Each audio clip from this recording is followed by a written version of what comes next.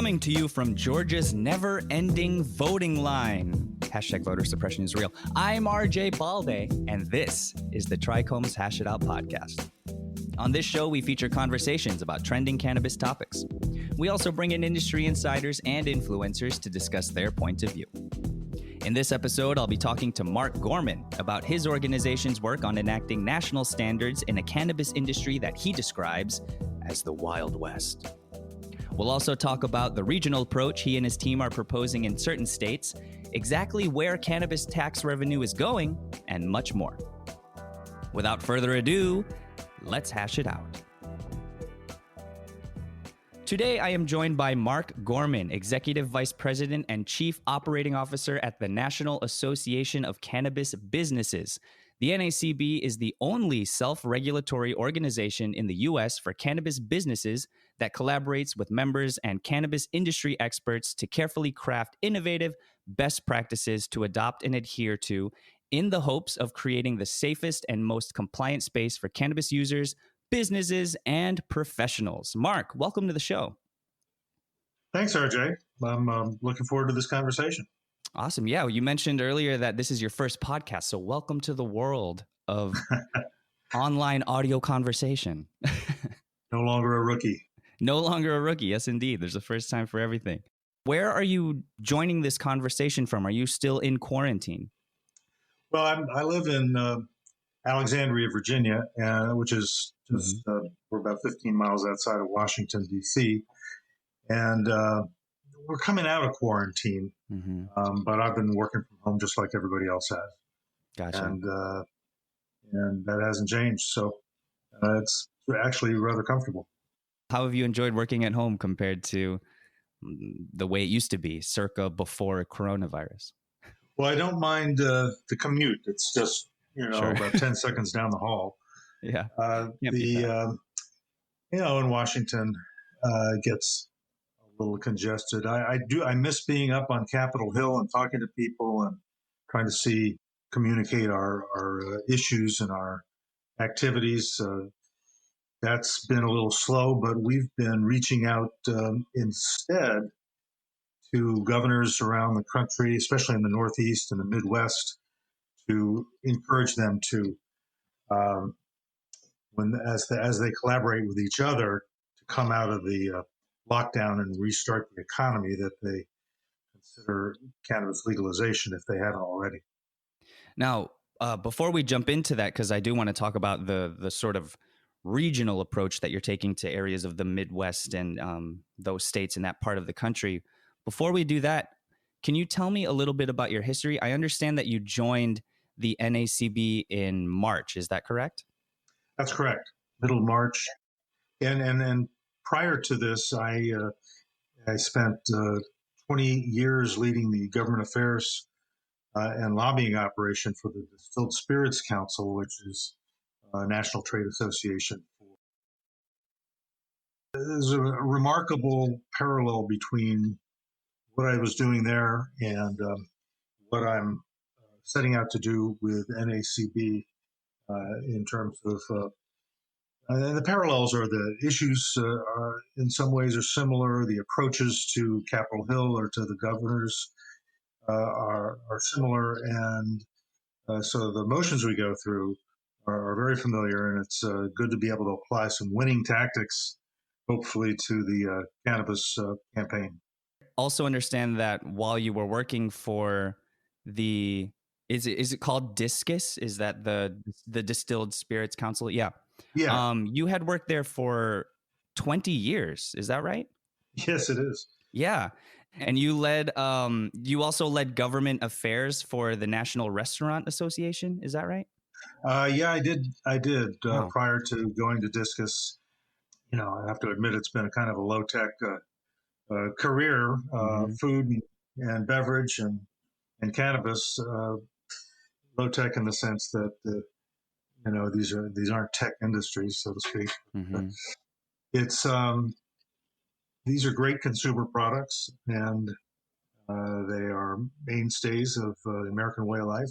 I'm grateful to have another chance to make a change to the cannabis industry. I really am. Sure. And ever since the inception of the cannabis industry, it has certainly been a tumultuous environment. And so, anyone who has a sort of mission to bring some sort of calm to that, I think it's a noble endeavor for sure. Cause it is, you mentioned yourself, you kind of called it the Wild West in terms of advertising and marketing. So, and I definitely agree with that quote. I think it's a very apt observation. So can you tell me about what led your transition specifically into the NACB, and then what kind of work do you do specifically with the NACB, and what's the overall mission of the organization? Sure. Let me start at the end. Sure. The overall mission has been to develop standards for responsible advertising and marketing and manufacturing, basically responsible business practices that I think was very far-sighted when it was started out a few years ago, because the public needs to know and government policymakers need to know that the industry can self-regulate and can actually impose on itself standards that maybe even the government couldn't do because of certain constitutional protections that businesses have. So it's it's a unique mission, I think, among all the cannabis industry organizations. Have one that's focused on this almost entirely has been is very unique, and we feel like we bring something to the legalization campaign as a result that couldn't do without. So I came to this partly because the Distilled Spirits Council has a function that is similar to the NACB's, which is establishing responsible advertising and marketing and standards, and so that was a very natural transition, but I think to have somebody who recognizes that most run industries have something like this, and we were kind of state of the art at Discus, and we're sort of state of the art at NACB. You know, that's a great thing to work from. It gives us a tremendous amount of credibility, whether it's on Capitol Hill or in the state capitals. We're the ones who primarily set the standards and monitor the industry's compliance. From your experience, how does the cannabis industry compare to the alcohol industry in terms of what it looked like when you entered the space? Well, alcohol has been legal since the end of Prohibition, which was 1933. So the industry had a long time to develop. But our mission at the Distilled Spirits Council was to protect it from uncalled for tax increases and to try to establish better access to the market in terms of retail trade practices and so forth. And you know what? That's cannabis industry is going to be doing a lot of that in the near future. And so we're I think well positioned early on to protect the industry and protect consumers in ways that they expect from a regulated industry. Now, you have a lot of experience, like you mentioned a little bit earlier, working on Capitol Hill, whether that be through your work at Discus, your work at the National Restaurant Association, your work for 6 years as a tax legislative assistant to Senator John Chafee. When referring to your work at Discus, you said, quote, "The distilled spirits industry weaves responsibility into every facet of its business, from advertising and marketing practices to public policy and education initiatives." You went on to say the commitment to responsibility has earned the respect on Capitol Hill and credibility in state capitals across the country. So in what ways are you planning on gaining that same level of respect from the government with the cannabis industry? early on here, at least early on in my brief tenure, our effort has been to raise the visibility of NACB and our identity as a self-regulatory body. And Hmm. I think people just need to know what you're doing. They need to know that this exists. The governor needs to call on somebody to say, "Hey, what's the state of the art here? What should we Sure. be striving for as we develop our cannabis plans and our regulatory structure?" And I think we're in a very strong position to play a Hmm. positive role there. So you're trying to find that industry standard. Is that sort of how you're trying to gain that level of respect and trust from the government? Well, as I said, a lot of it is a matter of making them aware that we're here and this is what we do, Sure. and we're here to help. Honestly, Hmm. uh, there aren't a lot of other organizations I think that are positioned that way. So when they realize that the industry can come in and sit down at the table and provide legitimate expertise in these business practice issues, then not only does NACB but the industry itself, cannabis industry, begins to gain, I think, a measure of respect that will go a long way toward achieving the kinds of policies toward the industry that we're hoping to see. Sure. Now, can you tell me about the NACB Medallion? What does that represent, and how does one earn that? When a company applies for membership at NACB, they go through a vetting process, so to speak, and that's not part of what I Hmm. do, but we have a very good attorney who manages that part of the program, and we want to make sure that they Hmm. are operating under practices that we have advocated, whether again it's marketing or advertising, or manufacturing, or we now have some cybersecurity Hmm. standards, hemp standards, and they if the vetting process it turns out favorable and they look like real class actors, then they are eligible for the membership. And the medallion is sort of like a symbol that you can put on your website, on your packaging, your advertising, to assure that the consumer knows that they're dealing with responsible operators. Sure. A badge of honor, maybe. There you go. Yeah, gotcha. Like one of those or certified organic stickers or something like that. Yeah, something like that. Certified, yeah, certified uh legit, Yeah. um yeah.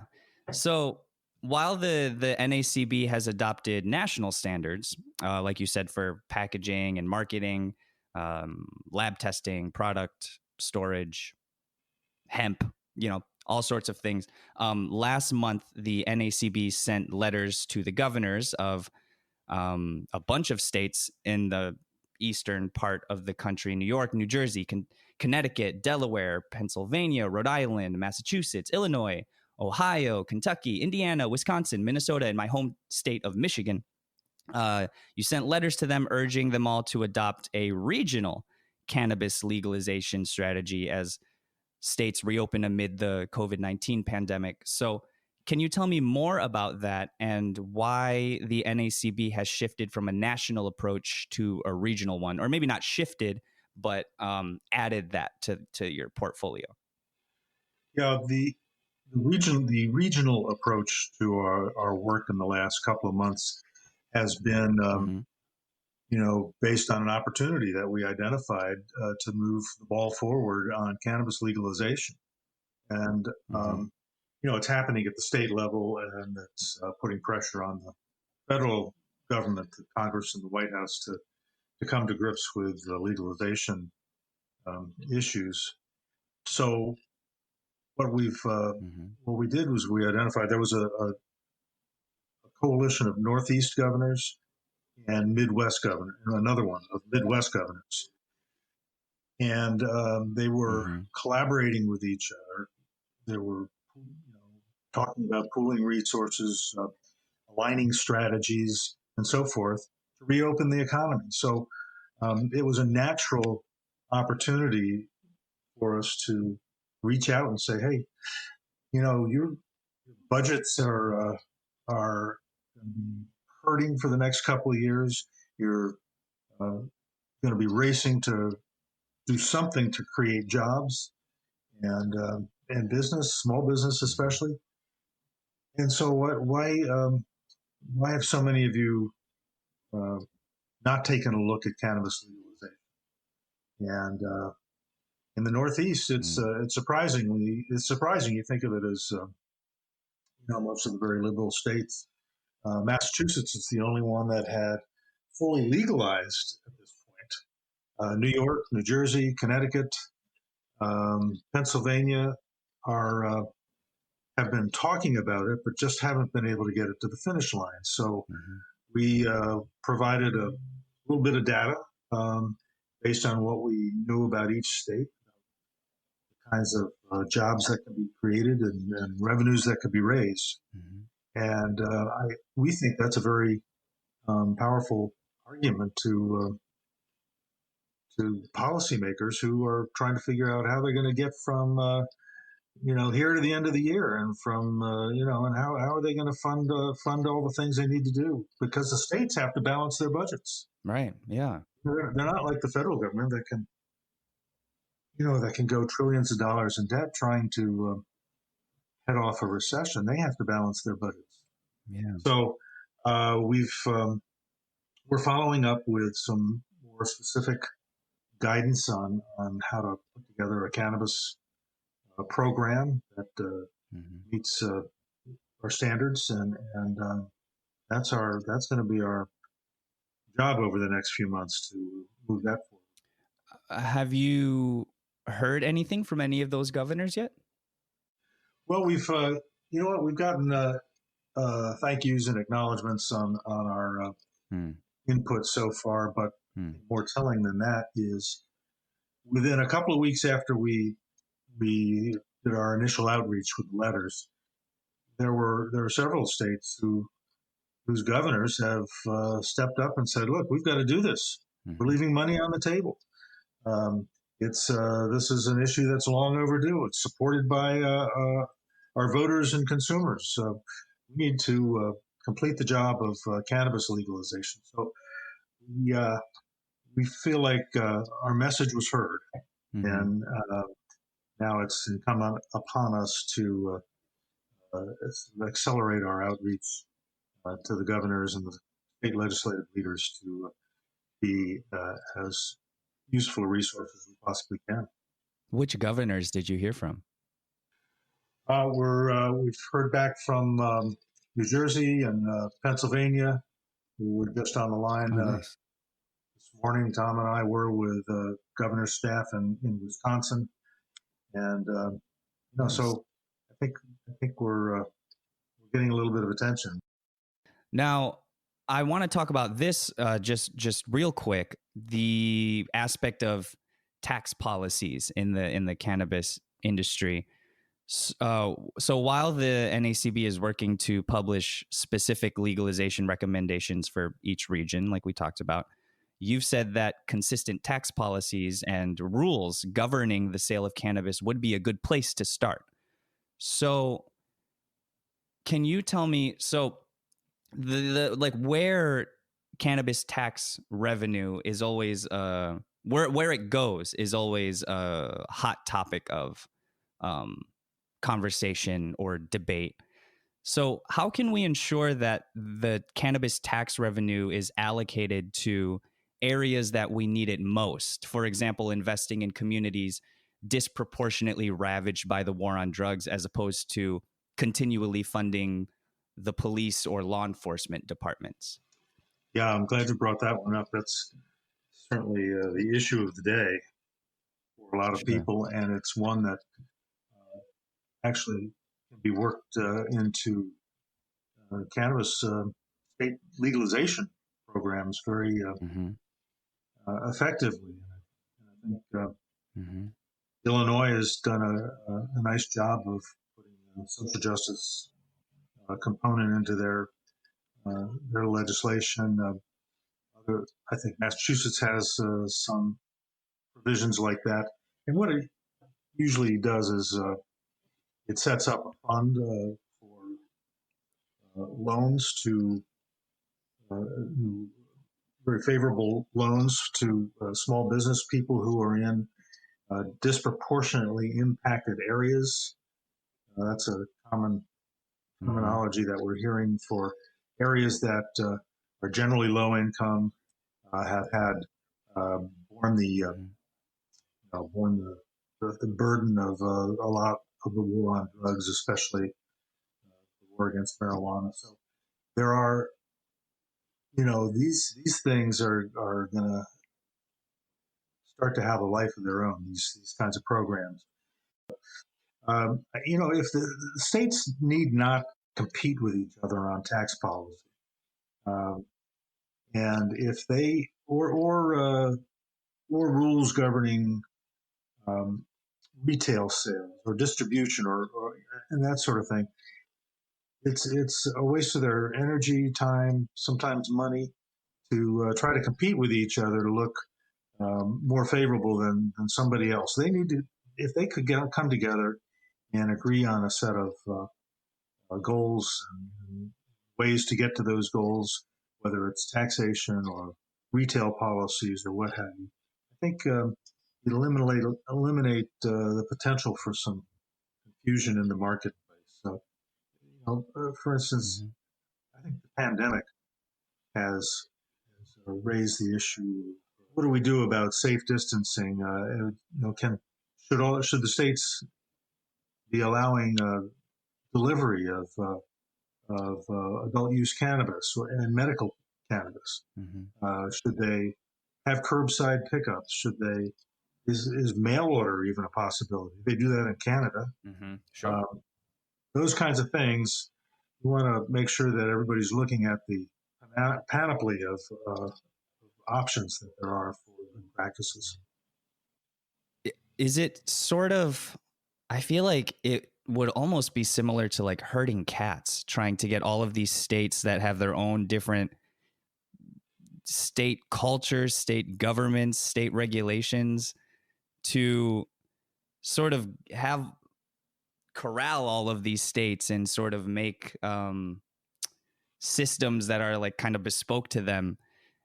How difficult is it to coordinate a program like that works for each specific state? Well, I think we need to be realistic and realize that governors and state legislative leaders and other politicians have their own priorities and their own constituencies, and every state's rules are going to look a little different. Sure. But if they're all working off the same song sheet, so to speak, same list of options, same assurances that certain practices are good and will have good result, then we're going to have the best system we possibly can. And it's, hopefully there will be federal legalization sometime in the near future, and things can be simplified and unified a little bit. But right now, the more you can coordinate their details of their policies, the better. Sure. We could all use just an ounce of simplicity nowadays. That is for sure. With everything going on in the world, it would be nice to practice a little simplicity nowadays. Mark, thank you again for taking the time to be on the show this morning. I really appreciate it. I appreciate all of the work that you're doing through the NACB. Before we go here, where can folks listening find out more about the NACB and the work that you're doing? Well, we have a pretty nice website at www.nacb.com. It goes into some detail on the standards. I think you can even access some of them. We're a small organization with there's a lot happening, but we'll do all we can to be responsive to everybody who wants to know more. No doubt. Well, I am excited to stay up to date with the work that you're doing and to find out more and to keep track of how all of this unfolds with your relationships with all of these governors and the governments in this nation.